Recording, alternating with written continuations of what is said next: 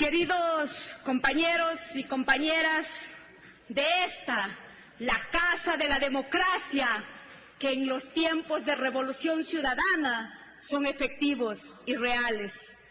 Hay momentos de la historia y hay momentos del accionar que requieren valentía extraordinaria para defender la democracia.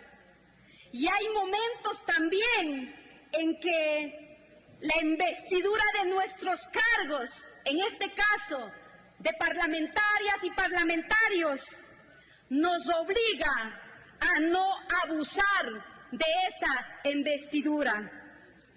Y digo yo, porque no es posible que bajo el pretexto de ser asambleístas, de ser parlamentarias, parlamentarios, seamos capaces de mentirle al pueblo ecuatoriano. Sí, por supuesto, algunos siguen teniendo dinero y poder para seguir con las mentiras, tratando de convencer y utilizar a ciertos grupos históricos en el país que han aportado al desarrollo de mejores días para la consolidación de la democracia. Pero también es cierto que a nosotros, quienes le planteamos un nuevo proceso distinto de democracia real y efectiva, nos asiste no solo el apoyo del pueblo ecuatoriano, sino nos asiste la razón y la verdad. Esas son las dos grandes diferencias cuando uno tiene una investidura, la una para mentir y la otra para seguir construyendo democracia con verdad, con razón y con legitimidad en las urnas. Y aquí se ha dicho, una asambleísta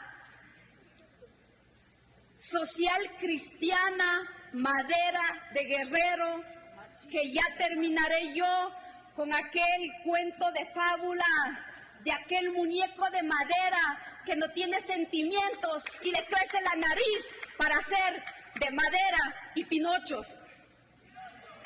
Digo que aquí en esta asamblea se ha manifestado en su intervención que hemos afectado a los jubilados, que hemos afectado a los maestros en sus cesantías, que hemos afectado a los trabajadores en el tema de su derecho a recibir sus utilidades. Tuvo aquella desfachatez, dijo mi madre, que tiene 87 años de edad y que vivió el periodo social cristiano. Me decía mi madre, ¿cómo es posible que haya tenido la desfachatez de decir que éramos buitres esperando la muerte de familiares para esperar el impuesto a las herencias? Habló de quedarse este proyecto con medios para hacer linchamiento mediático, de derrochar dinero del Estado para cosas vanas. Yo le digo, mi querida asambleísta, aún con talante, sí, aún con talante de diputada del ex Congreso, que lo que hizo es deslegitimar las luchas históricas, heredera de ese viejo Congreso, donde el viejo líder venía armado y ahora venían a darnos a nosotros clases de moral, de buen comportamiento, de defensa de los derechos humanos, o es que ya nos olvidamos el famoso escuadrón de la muerte con Rangacida a la cabeza para desaparecer personas, para asesinar la verdad, para torturar. Cuando institucionalizaron en el Estado la violación de los derechos humanos, o ya nos olvidamos como aquel famoso ministro de gobierno buscaba la información a través de las investigaciones, y ahora nos vienen a dar clases de cómo hay que velar por los derechos humanos. Esa es la mentira que no estamos dispuestos a aceptar los ecuatorianos y las ecuatorianas. Se ha mencionado aquí algunos casos, el caso de USAC, que el ministro de Deporte, que las declaraciones al fraude a la administración pública, 180 procesos judiciales con sentencias condenatorias, no hechos ni delitos en la impunidad. Y entonces siguen dándonos clases de moral y buen comportamiento aquellos que torturaron, mataron, porque ya nos decían, por aquí hay una niña que fue afectada. Cómo disfrutan con el dolor de la gente, cómo juegan con la sensibilidad de los seres humanos, solo para poner a merced de sus intenciones. Entonces, yo diría la próxima vez, asambleísta Viteri, venga a recordarnos la calidad de leyes opresoras neoliberales que aprobó su gobierno. Venga y recuérdele al pueblo ecuatoriano sus leyes opresoras, neoliberales. ¿O es que ya nos olvidamos que su constitución permitió el salvataje bancario en este país? 3,5 millones de migrantes fuera de este país. Su constitución, su gobierno. Pero ¿cuál es el problema de fondo?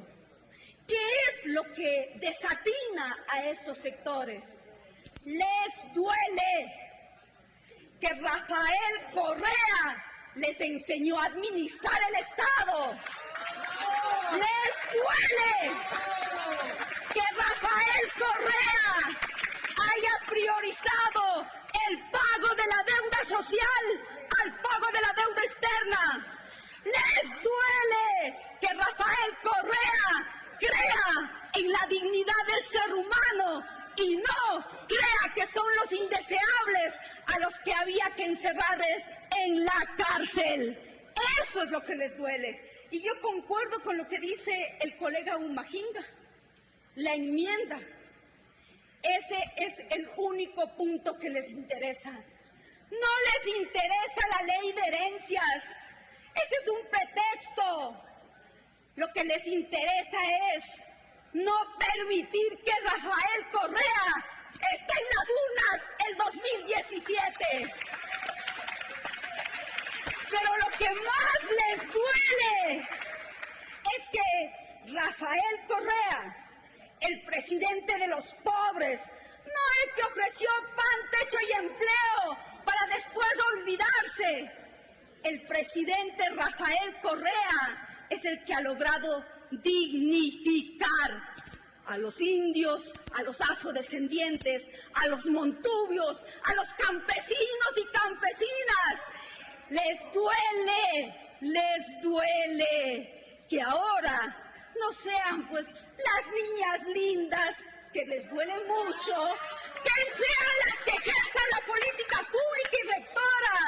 Aquí estamos, los campesinos, los del mercado, los de las calles, reivindicando el gobierno de Correa con la ciudadanía. Entonces hay que deslegitimar el accionar de esa persona y de todo un proyecto político del cual esta bancada no tiene vergüenza ni reparo. Tenemos toda y cada uno de los argumentos para sentirnos orgullosos del cambio y de la herencia que dejamos a nuestros hijos y a nuestras hijas. Nos sentimos orgullosos. Y yo quiero volver a la memoria. Soy hija de un sindicalista de la década del 87, aquel que pensaba distinto y torturado, mancillado. Soy hija de una campesina agricultora milagrera que jamás recibió su sueldo de Montepío en forma oportuna, porque no les interesaba pues que los pobres reciban su pensión. Y ahora con dignidad digo, soy hija de la Revolución Ciudadana, que dignifica todo un proceso de cambio, y eso es lo que duele. Por eso es importante que esta resolución recoja el principio de esos momentos históricos en los cuales la investidura del cargo no se preste para mentir, sino para decir la verdad. Y hay cientos, concluyo con esto, señora presidenta, concluyo con esto, Ramiro, concluyo con esto. Así como se nombró la lista de aquellos vulnerados, hay una lista de la Comisión de la Verdad, donde están los nombres de los torturados, de los desaparecidos, de los humillados, de los internados. Tiene la palabra asambleísta.